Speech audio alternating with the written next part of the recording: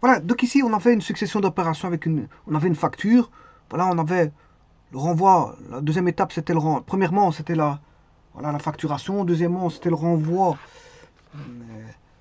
des emballages avec une note de crédit qui s'en suivait. Puis on avait un paiement. Bon, je vais un petit peu faire la même chose, mais cette fois-ci, avec un cas de figure qui sont des emballages perdus. Des emballages perdus. Bon, donc je prends ici. Ici, je prends voilà, un cas de figure avec on aura le prix de la marchandise. Bon, je vais faire une copie de ceci. Prix de la marchandise plus TVA plus un renvoi partiel. C'est pas la totalité, c'est partiel. Bon, partiel, c'est-à-dire peut-être qu'il y a eu des emballages détruits ou perdus. On va dire ça comme ça. Donc ici, c'est, on va dire, un retour partiel. C'est une partie des emballages repris. Voilà. Donc c'est un deuxième cas de figure qu'on pourra voir. Bon, c'est pas toute la totalité, mais qu'une partie. La note de crédit va spécifier sur une partie. Bon. Alors pour ça, bien sûr, je prends un cas de figure. Bon, je vais par exemple acheter des marchandises. Je supposais, je vais changer de montant pour pas retomber sur l'ancien exercice. C'est juste ça. Donc, supposons que j'ai 12 000 unités monétaires. 12 000. TVA, bon, je vais changer un petit peu. Je vais mettre, voilà, on va mettre 6% de TVA. Voilà. Et concernant les emballages repris, c'est deux caisses. Il y a deux caisses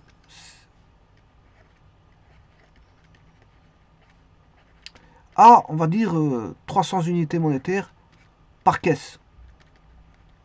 Voilà, il y a deux caisses. Voilà, ça c'est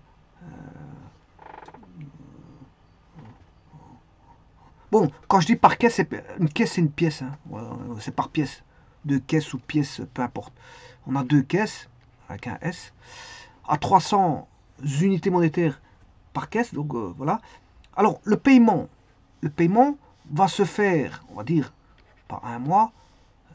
Ben, on va mettre, par exemple, 2 mois avant l'échéance de paiement. Voilà. Et nous renvoyons donc, on va dire, une caisse au fournisseur.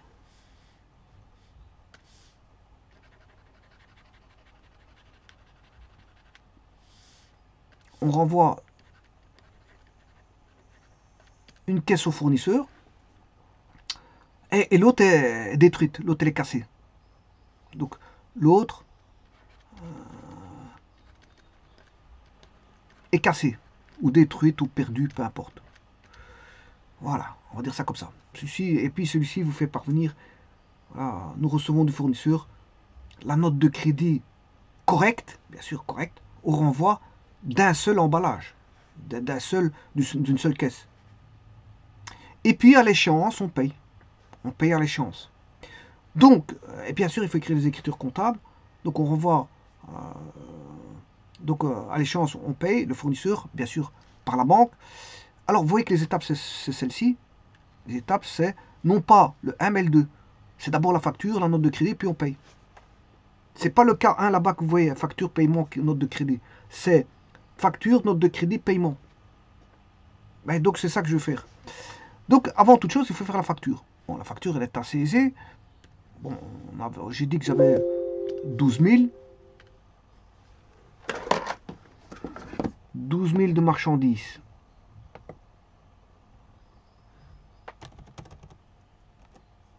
12 000. Alors ici, j'ai deux caisses à 300 que j'ai dit. Voilà, TVA, bon, 6%.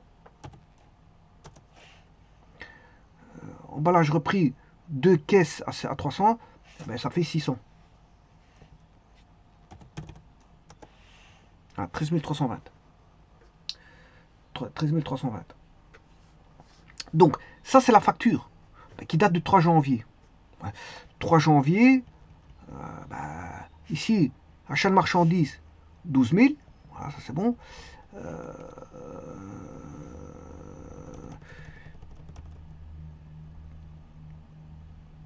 alors, 3 janvier, 13 320, ça c'est bon. Qu'est-ce qui est le cours du 3 janvier de la facture? TVA récupérée, 720, c'est bon. Voilà, toujours 720. Et je vais aller maintenant au niveau des emballages repris. Emballages repris. Donc, toujours dans la facture, 3 janvier, elle est là. 600. Donc c'est bon. Tout est bon.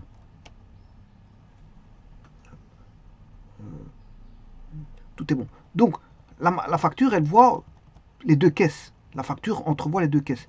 Donc, achat de marchandises, 12 000. TVA récupérée, 720. Emballage et matériel à rente, 600.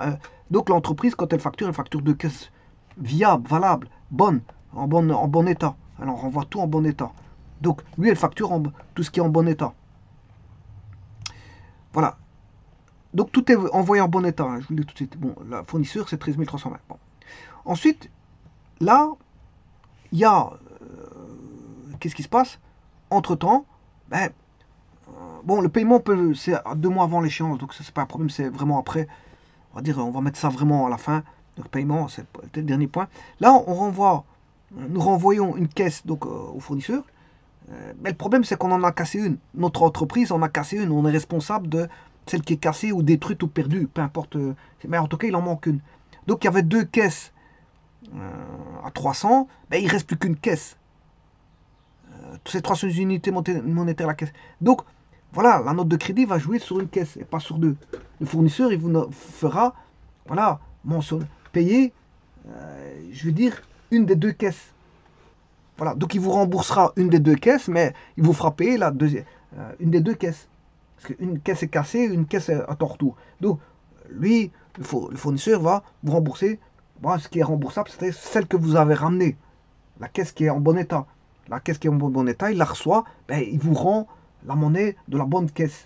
Celle qui est cassée, c'est à vous, c'est l'entreprise qui doit la prendre en charge, parce que c'est sa responsabilité, c'est elle qui l'a cassée.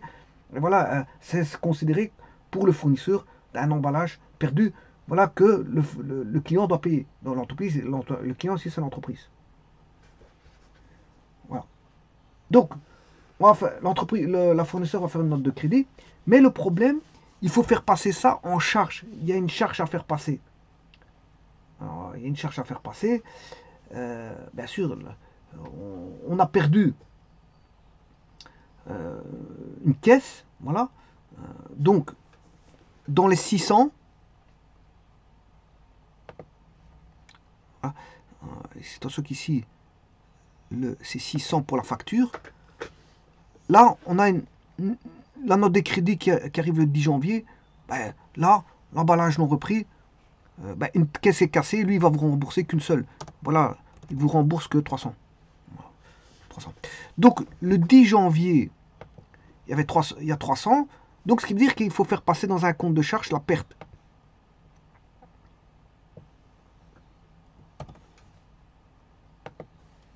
Voilà.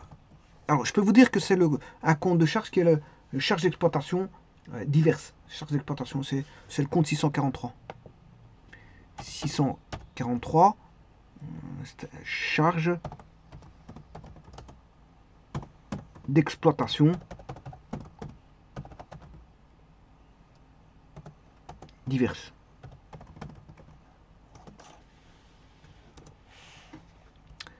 Alors, donc c'est un compte de charge. Là, elle viendra de la note de crédit parce qu'ils ont détecté que enfin, l'entreprise devra payer une boîte. Alors, ça charge parce que là, c'est la boîte cassée. La boîte qui est cassée, ça charge. Hein. Donc, on va dire ça, c'est relatif à la note de crédit. C'est le jour de la note de la note de crédit qui va prendre en charge, on va dire 300. Il va prendre 300. Voilà, il va prendre 300 en charge. Voilà, donc là on aura bien sûr 10 janvier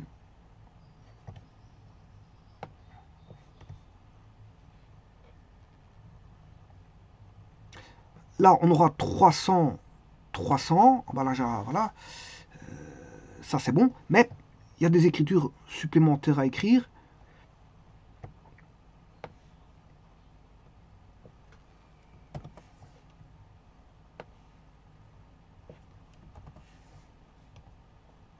Ça c'est emballage perdu.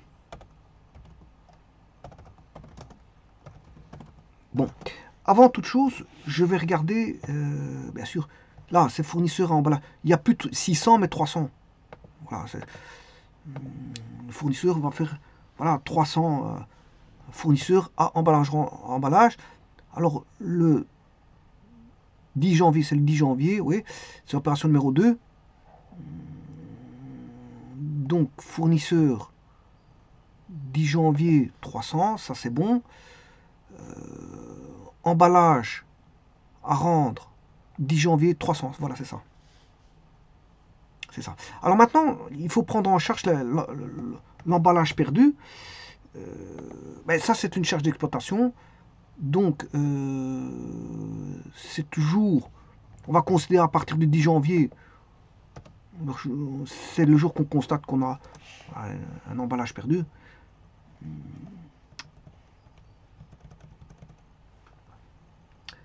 Et bien sûr, c'est de charge d'exploitation qui est le compte 643 à, on va dire, emballage à rendre.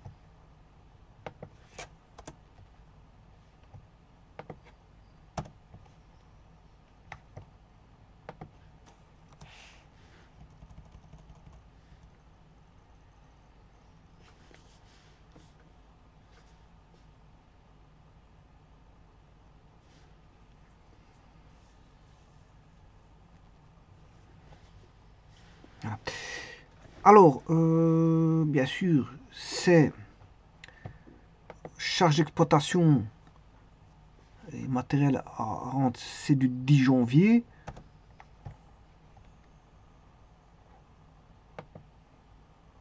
Là. Et celui-là, il faut le créditer. Emballage à rente. Je vais le créditer.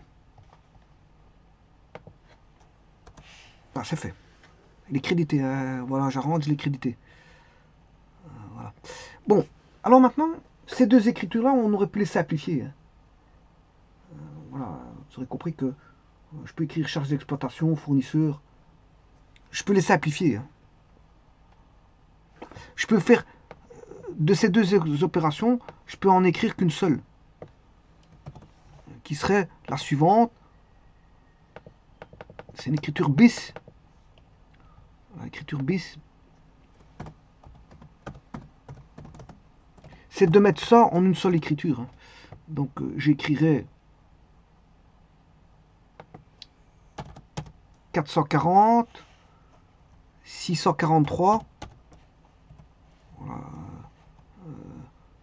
à 4166.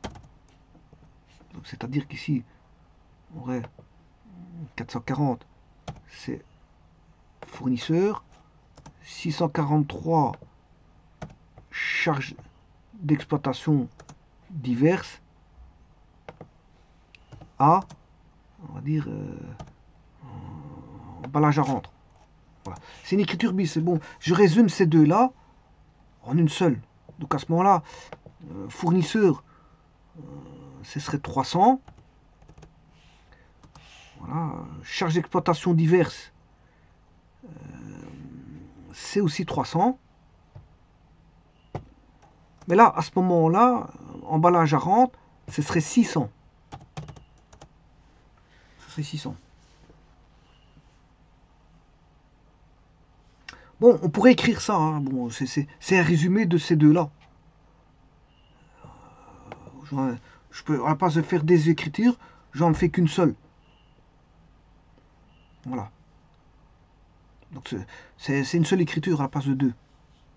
Alors maintenant, je vais payer par banque. Donc, quand on vient à l'échéance, supposons que l'échéance, bah, il paye 2 mois avant l'échéance. C'est-à-dire que, par exemple, il paye. Maintenant, je vais faire le paiement. Donc, je vais supposer que c'est le 30 janvier. Hein, il paye le 30 janvier. Voilà. 30 janvier, il fait le paiement. Mais maintenant, il faut savoir ce qu'il va payer. Donc, je reprends tout ceci.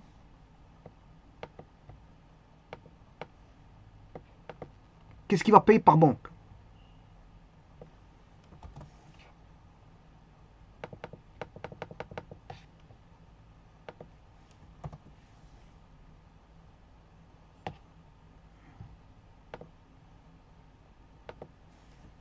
Ah, ça, c'est le 30 janvier.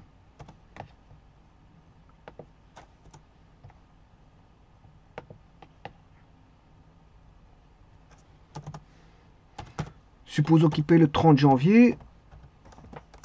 Voilà, c'est l'opération numéro 4. Alors, ça, c'est le paiement.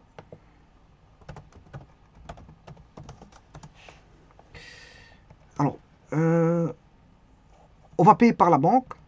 Donc, fournisseur à banque. 440.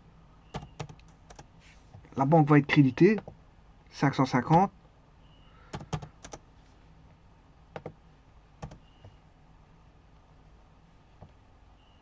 Fournisseur à la banque. La banque, elle est là. Voilà. Alors maintenant, on va faire le paiement. Mais normalement, la totalité, s'il y avait les deux caisses, on devait payer 13 320. 13 320. Mais à cela, il y a une caisse qui a été cassée, donc une caisse qui coûte 300 euros. 300 unités monétaires, je m'excuse. 300 unités. Donc là, il faudra retirer de ces 13 320, 300 de la caisse perdue, ce qui fait 13 020. 13 020. Donc ici, je vais écrire, ce qu'il faut payer, c'est 13 020.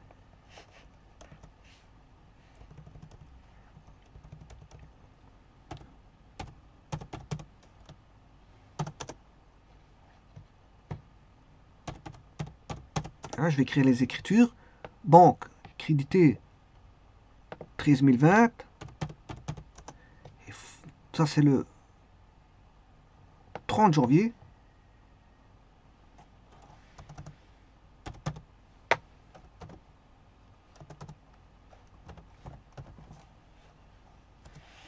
Là, ça, c'est le paiement. Hein, 30 janvier. Et alors, le fournisseur, ici, «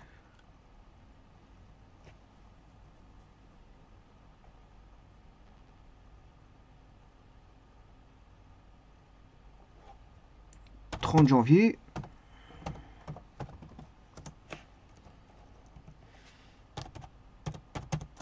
13 020. » Alors, le 10 janvier, est-ce que j'ai bien compte de fournisseur 300?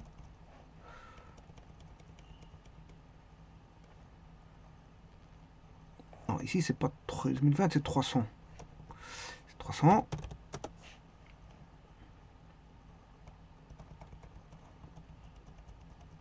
10 janvier, c'est 300, c'est juste. Le 30 janvier, c'est 13 020. Donc, le 3 janvier, ça, c'est la facture. Le 10 janvier, c'est une caisse qui est perdue, donc le fournisseur nous enlève qu'une caisse. Voilà, il nous rembourse qu'une caisse. Ça, c'est le remboursement d'une caisse, 300. Et ça, c'est le paiement à la banque.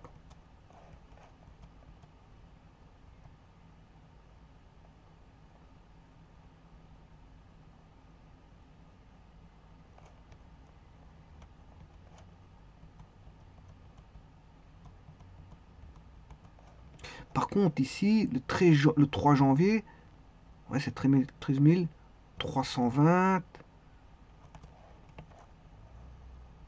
Normalement, moins 300, ça fait bien 13 020, c'est juste.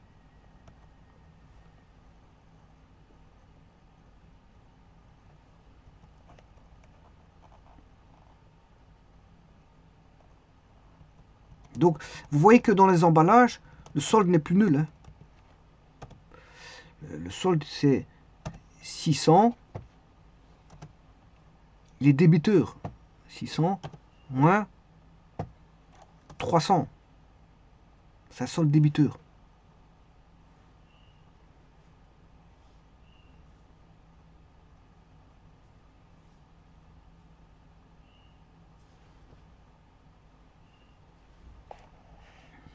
« 3 janvier, c'est bien 600, facture.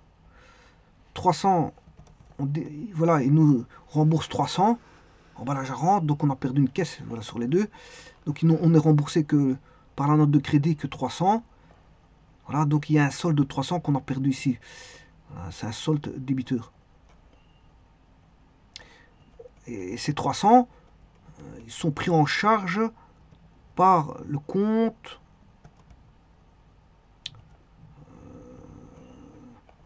charge d'exploitation à emballage à rente. Par contre, ce 10 janvier, je l'ai bien mis. Par contre, fournisseur à emballage à rente.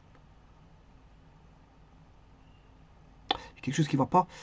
Parce que là, bon, j'ai bien emballage à rente 600.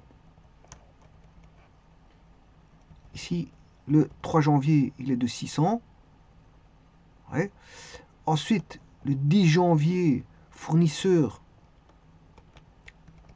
à emballage à rente. Ça, c'est le 10 janvier, 300. 300, le 10 janvier. Toujours le même 10 janvier, charges d'exploitation diverses. Il est là. 10 janvier, il est là, 300. À emballage à rente, et là, je dois avoir 300 en cours le 10 janvier. Donc j'ai 2 fois 300. Et d'ailleurs, dans le BIS, j'ai mis 600. Hein. Dans le BIS, effectivement, emballage à rente, c'est 600.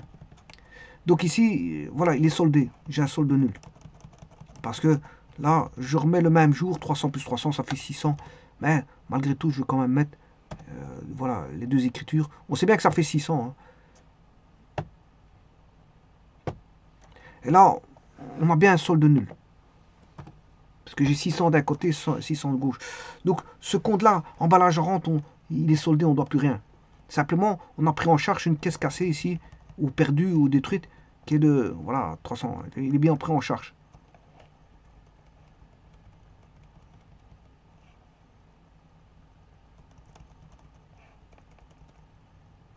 Donc ici, c'est charges d'exploitation diverses à emballage à rente. Voilà. Donc je mets la caisse détruite, elle est là. Donc ça c'est, voilà, on défalque une bonne caisse, et là c'est la caisse cassée. Bon, donc ici, 300 fournisseurs emballage à rendre. Voilà. Ça c'est la bonne caisse. Et charge d'exploitation, c'est la caisse cassée. Donc voilà, là je mettrai note de crédit, elle concerne la bonne caisse.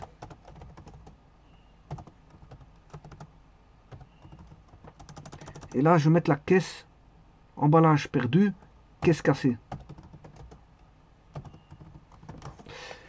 Ou perdu ou détruite, enfin peu importe, mais voilà. Et là-bas, je vais noter ici, celui-ci c'est caisse,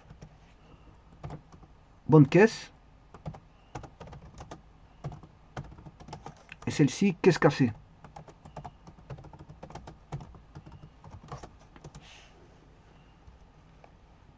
Voilà, et là tout est bon.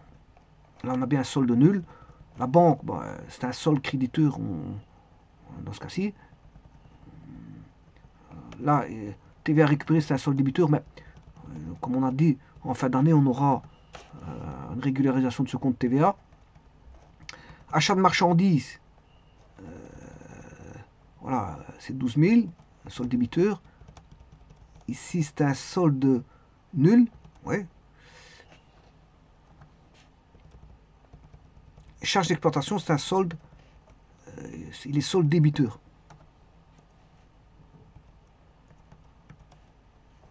On a un solde débiteur pour charge d'exploitation.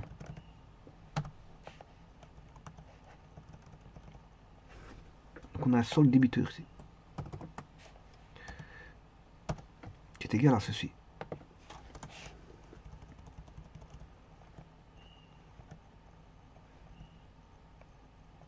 Alors bien sûr,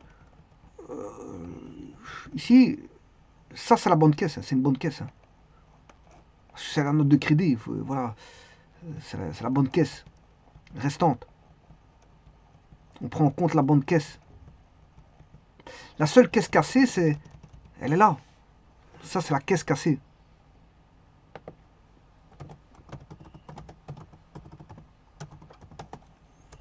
Voilà, on prend en charge. Par contre ici c'est la bonne caisse. Hein.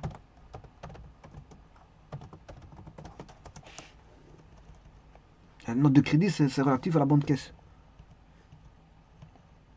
Donc on voit tout de suite, si vous marquez ici, voilà, caisse cassée, on sait bien que celui-ci, c'est à voir avec la caisse cassée qui est mise en charge d'exploitation diverse. Hein. Compte 643. Et donc vous pouvez écrire deux écritures qui sont là. Voilà, c'est deux écritures en une. Voilà, qui est la bis, écriture bis ici. En une seule écriture. Et donc bien sûr là, charge d'exploitation diverse, vous voyez tout de suite que c'est la caisse cassée. Ça, c'est on va dire, la bonne caisse.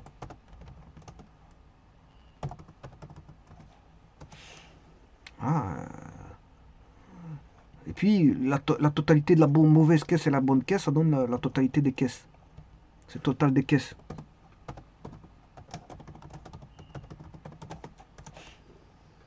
Donc, c'était 600. Mais en fait, il y en a une qui est cassée, qui est prise en charge. On voit tout de suite qu'il y en a une qui est cassée.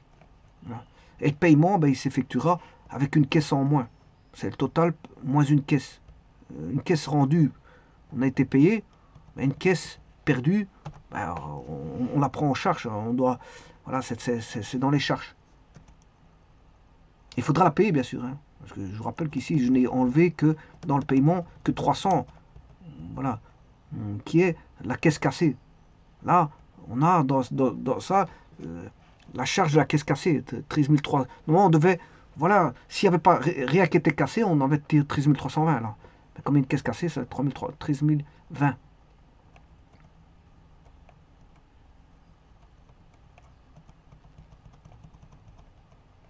Et donc, là, l'emballage repris, c'est la bonne caisse. Hein.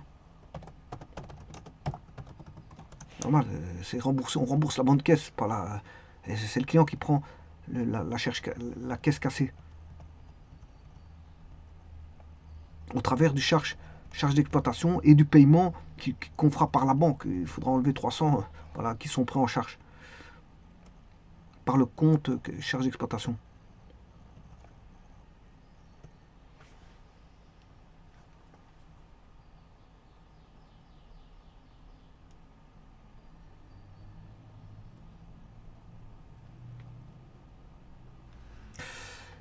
Je vous remercie.